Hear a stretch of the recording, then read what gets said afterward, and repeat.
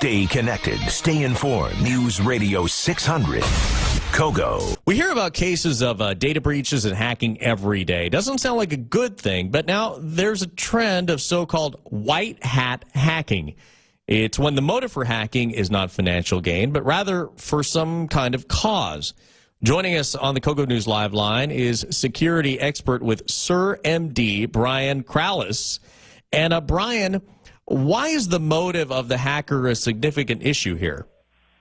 Well, it really kind of changes the reference point for those that are kind of watching what's going on, and it almost becomes who's wearing the white hat, who's wearing the black hat, right?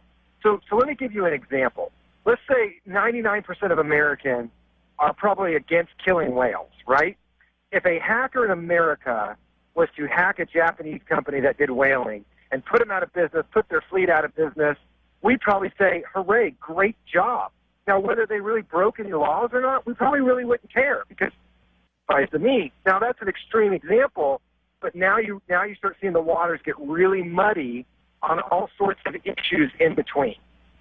And that's a good point. So is white hat hacking a trend that's actually good for cybersecurity, or do we not know yet?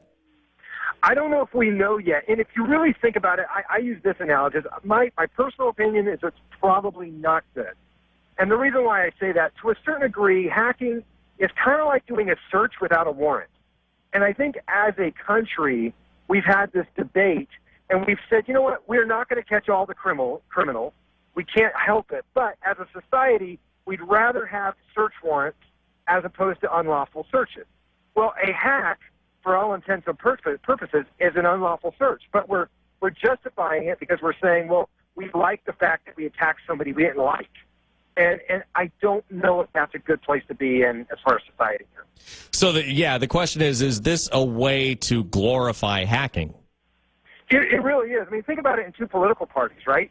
If two were going after each other and each hacked each other, found something that the other would ruin their chances at an election, there'd be 50% of the population would probably be happy with that, and 50% would say, well, that's not fair.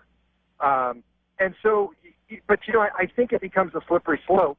And I think in the end, what we're now doing is we're justifying searching people's premises, searching their lives without a warrant. And I don't know if that's healthy. So where do you think we're headed with this? Well, hopefully, you know, when it comes to, like, for example, searches without a warrant, we had a pretty healthy debate in this country. It was in pop culture. It was in movies. I don't know if we've really had that when it comes to hacking. We haven't really discussed the pros and the cons and, you know, where that weighs out, and does the end justify the means? And I think if we get into this totalitarian aspect of every end justifies the means, I don't know if we're going to like how everything shakes out. Very interesting. All right, cybersecurity expert with SurMD, Brian Krallis, joining us on the Kogo News Live line.